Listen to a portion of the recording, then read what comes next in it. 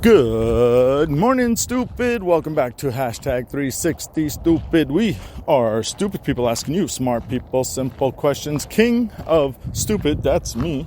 And my name is Mike. Check. That's MICCCZECH, as in the Republic. What's happening, ladies and gentlemen? All other genders, fenders, benders. I am Mike. Check. This is hashtag 360 stupid. We are an informational podcast. We welcome everyone. We hate no one. But we do love those who donate, so send it in. PayPal is under hashtag 360 stupid, or just drop off the hashtag. Give us a call. Text message is actually the best way, 602-620-9098. If you're going to call, do leave a message, and we'll try and get back to you whenever we can. So, topic at hand. Oh, and also very much thanks to every single one of you beautiful listeners out there. Our numbers are rocking. We got close to 11,001 point, and I think they pulled down one of the episodes, and so we're still building back up. We're at 10,000 something, really high up there, and I'm grateful for every single one of you listening in, downloading our podcast, and sharing it. It's hashtag 360 stupid. Whew. So let's jump right into it. This particular episode, is gonna be a call out for collaboration with Joe Rogan. That's right. Now, I am doing this for somewhat of a tricky thing, and I'm gonna say it out front, and so that nobody, most importantly me and my wonderful followers, listeners, don't misunderstand. The ones that are named Joe Rogan, I think there's only one or two, have a high listening downloads, and I am truly trying to get this out there, and we're talking about F.O.S.T. F-O-S-T, Foster Owned Survival Training. What F.O.S.T. is a real-world preparation for teens who are aging out of the fostering system. So there's a big gap in our fostering system for teens who are 13 and older. What happens, this is from, I haven't done the hard research on this. This is just information I'm getting from a former foster child. So around 13 or 13 years old is when the foster children have a choice, meaning when there's a foster parent that wants them or wants to help them or wants to, whatever it's called, move them in, help them out. The teens have a choice. Now, sorry, my dogs are walking my dogs early in the middle of the night. So, FOST. And so what I'm trying to do is, there's going to be a lot of funding. Money is going to come from all different areas, not only from grants and donations and volunteers, but what we're looking for now is volunteers. People who want to give their time, their team, assisting us in building the team. This has just hit the floor and is up and running. September 20th, 2020, we went live. Look us up on Google Maps. F.O.S.T. cares. FOST cares. And you will find us in Phoenix, Arizona. That's just where we're at, and that's how we're starting off. But what we're looking for is collaboration with the big names, big people, not necessarily for their money, but for their assistance and their teams to help us make this happen. Joe Rogan, this is a call out for your help and assistance and coordination or collaboration. Why Joe Rogan? Well, he's number one podcast in the world. But Joe, my man Joe, Mr. Rogan, is ready, I think, we are at a time in our lives that certain people are ready to do this, and certain people need to do this. Joe Rogan just moved. I'm sure fans of Joe know he moved out of Los Angeles and into Texas, San Antonio, if I'm not mistaken. So big thing is Joe's looking for a project. One of the projects that he's talking about doing is setting up a comedy shop on his property. And if he does it on his property with the Texas laws, they're flexible enough for him to do what he wants to do because it's on his property and it's going to be guests of him rather than the guest of the property. So that's just kind of what I'm gathering from listening to him. And so, Joe, Mr. Rogan, please, this is huge. What we're doing here is not a handout, rather a hand up. This is not going to be designed to further cripple these young people who don't have family, don't have deep, enduring friends. They don't have the necessities of life, a home. That is by far the fundamentals of what these young people need. They need a forever home. Now, it'd be great if it was a family, but the reality is there's just so many teens, so many kids in foster care. And people who are adopting are looking for babies, which is beautiful. I love that. Go for it. I support you. But there is a big gap of kids who just grow older or are put into the system at an older age. These kids have a lot of difficulties. Horrible stuff has happened to them in their childhood, and I'm not looking to fix all that. What I'm trying to do is give them the fundamentals, the three basic fundamentals. Number one, a forever home. Number two, passive, positive cash flow. Number three, self-defense, focused on self-defense against sexual assault. What's happening now, and what's been happening for far too long, is that these teens hit 18, and the officials, whoever is handling them, I'm going to say, basically says, hey, happy birthday, you're 18, get on out, good luck, wish you the best. Now, I don't know exactly the process, but from the few I've spoken to, the biggest challenge is before they're 13, the kids are not told what's happening. When they're 13 and older, I don't know exactly the process, but it's said that they're supposed to have choice. And that's really who I'm focusing on, 13 and older. That gives us between 3 to 5 years, because I'm sure we're going to get a little bit older, a little bit younger, but we're going to stay above 13 to 18.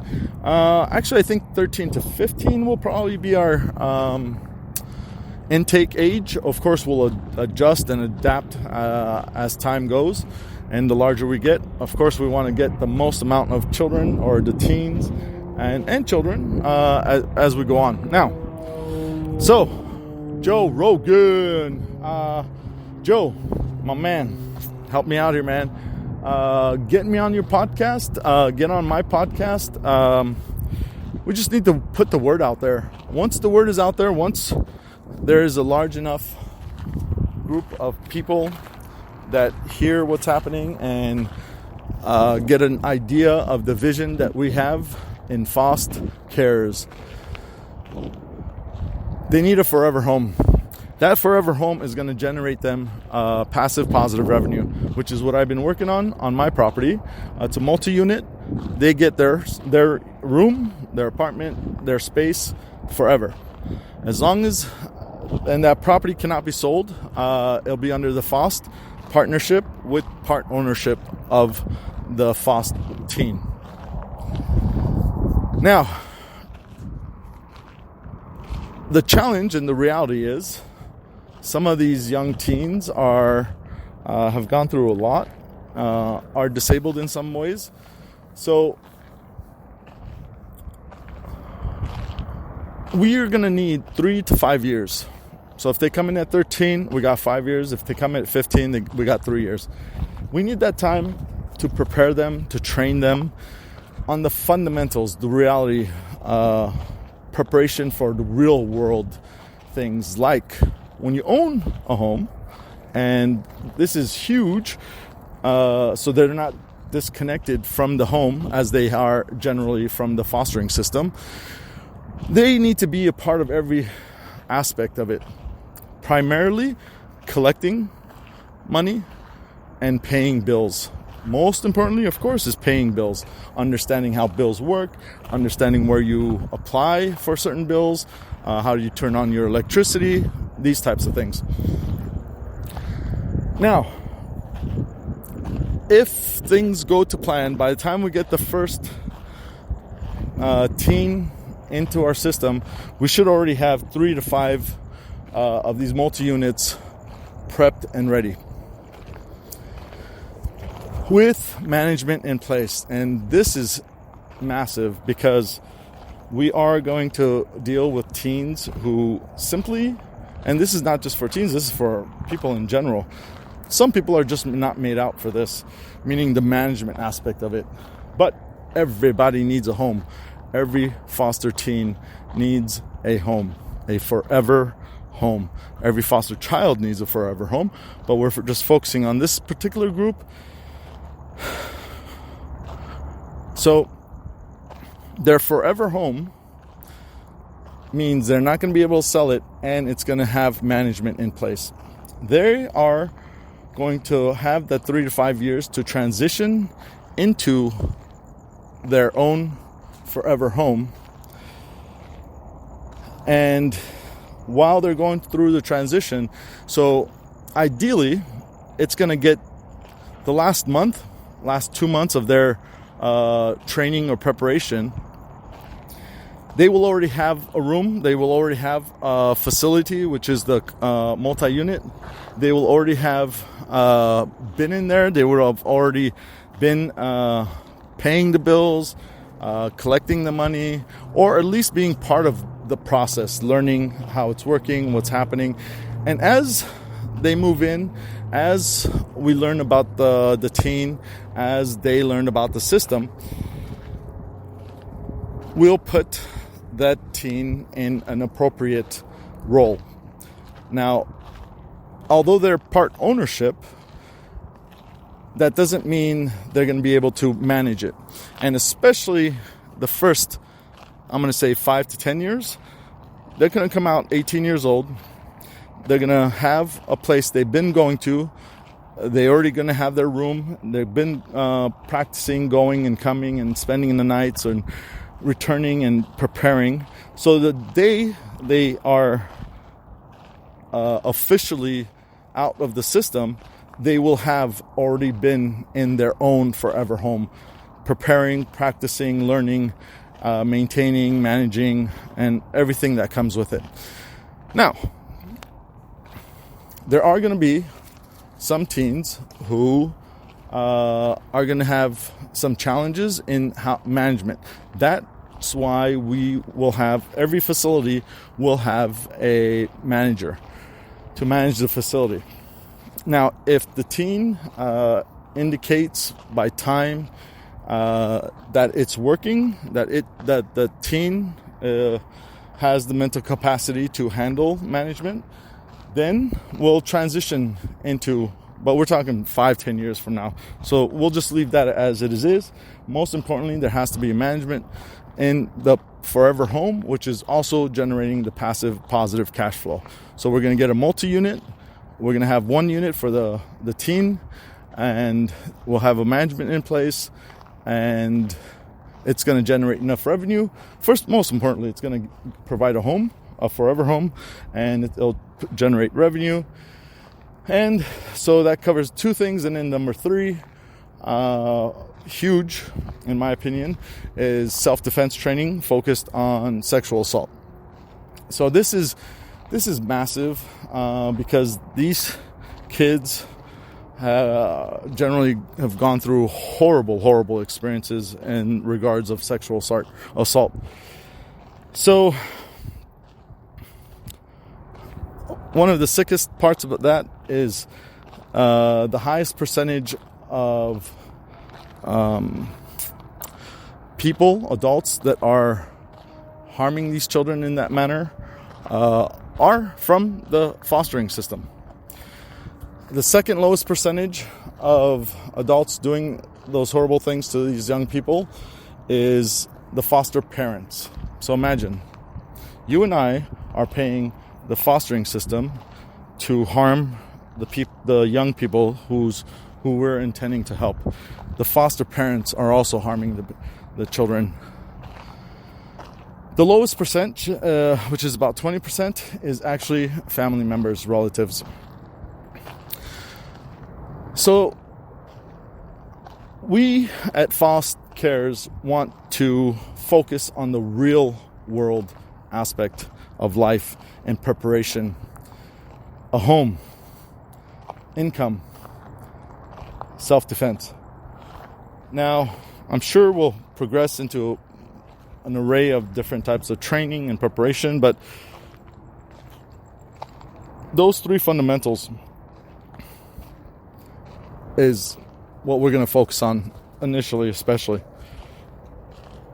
So, Joe Rogan, Mr. Rogan, sir, forgive me by adding your name to the title of this podcast, this episode.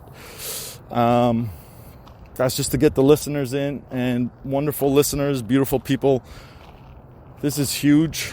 If you go down my podcast episodes, there's going to be a lot of times that I've said horrible things, and I will fully own them. This is so far beyond me. This is huge. This is a conglomerate. Every country, all around the world has lost children. Every state in the U.S., every place all around the world has children who are lost, and they need a forever home. They need revenue. They need to make and earn and have passive income, and they need self-defense.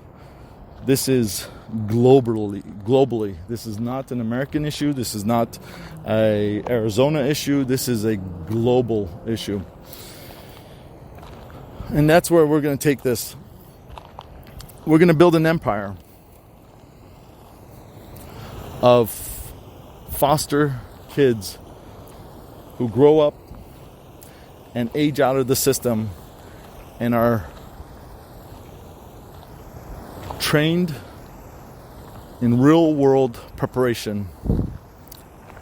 How do you buy a property? How do you pay your bills? How do you turn on the electricity? How do you turn on the utilities? How do you collect the rent from your other guests, renting rooms and different units?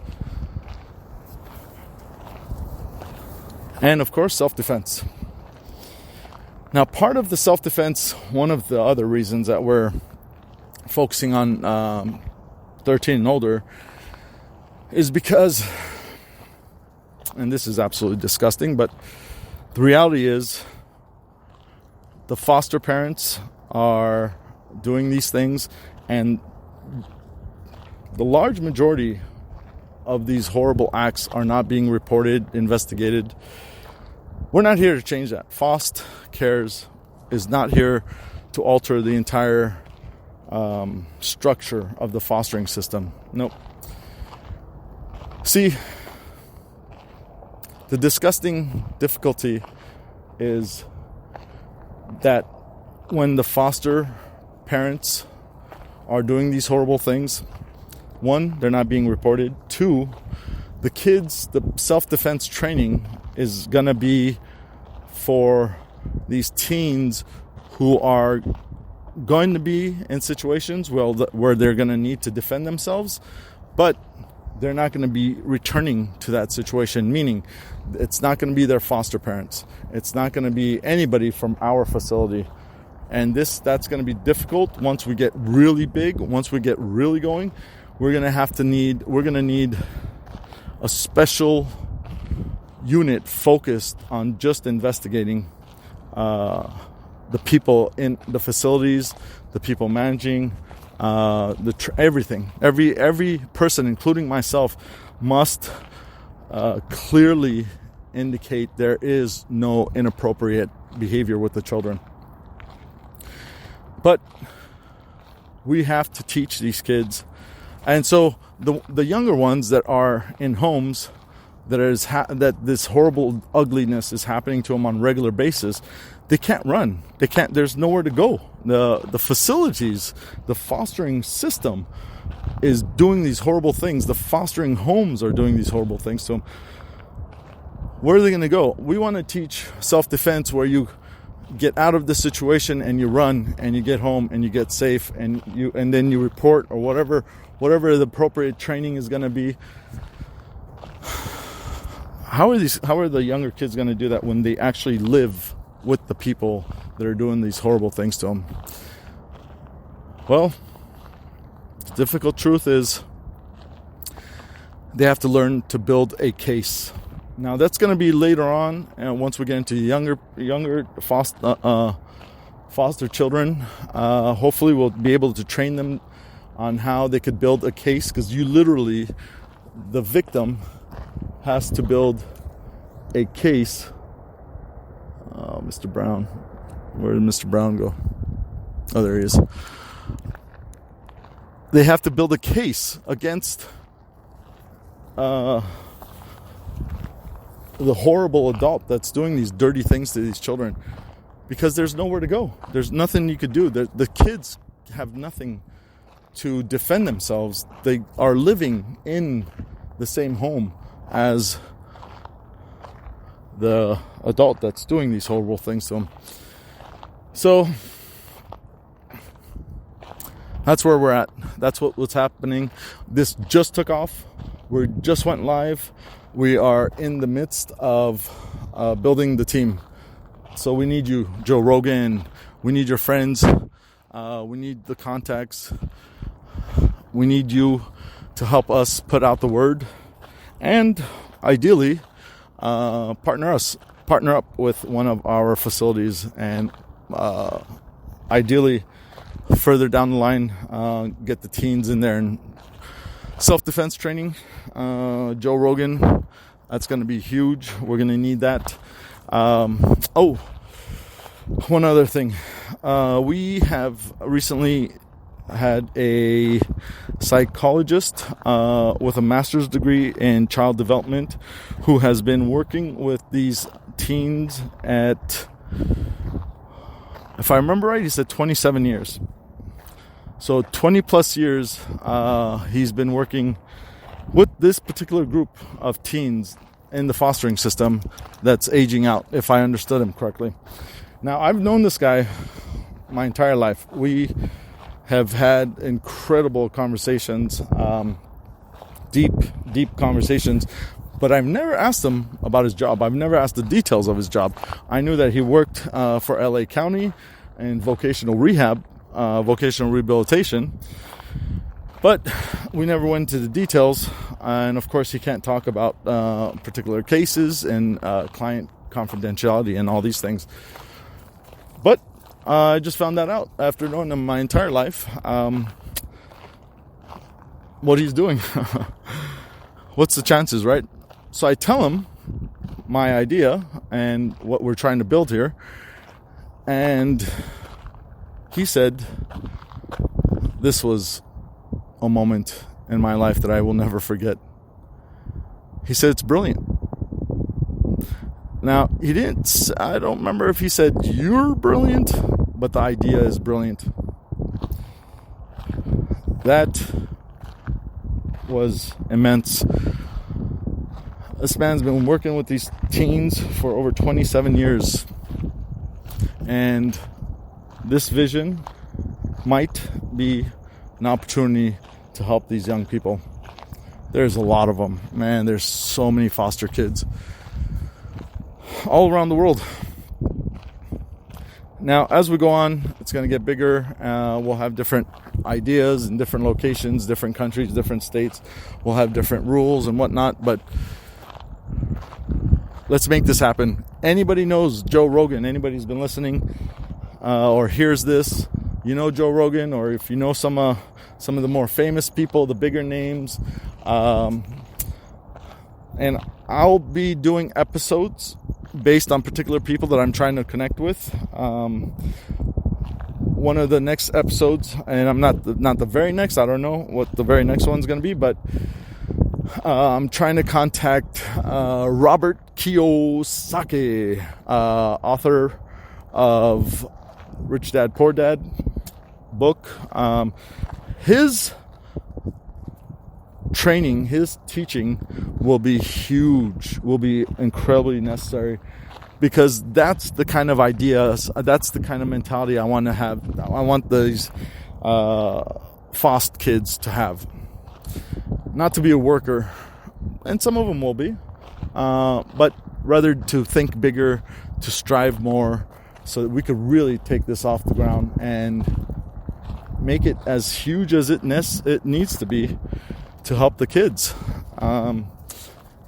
Again, we're not here to change the fostering system. We're not here, unfortunately, to stop or take away the ugly, horrible things that are happening to these young people. That's going to stay. That to change that, we'll have to alter the entire system. That's not what we're here for, especially in the beginning. We just want to provide these young people with the three fundamentals: forever home, passive positive income, and self-defense focused on defense against sexual assault. So again, my beautiful listeners, please, if you know Joe Rogan, if you have any information on how I could contact him more directly, I will be writing letters and emailing him and every other way that I know how. At some point, I'm sure we'll get in touch. We're just asking for your assistance. So, email us at 360stupid@gmail. I think, we're on Twitter also. Pretty sure that's under 360stupid. I haven't been on there for a while. PayPal, if you want to start donating. If you're sending any money, any donations for the fostering system, for F.O.S.T, please make a note to it, because we're still trying to build up the podcast, so we're asking donations for the podcast.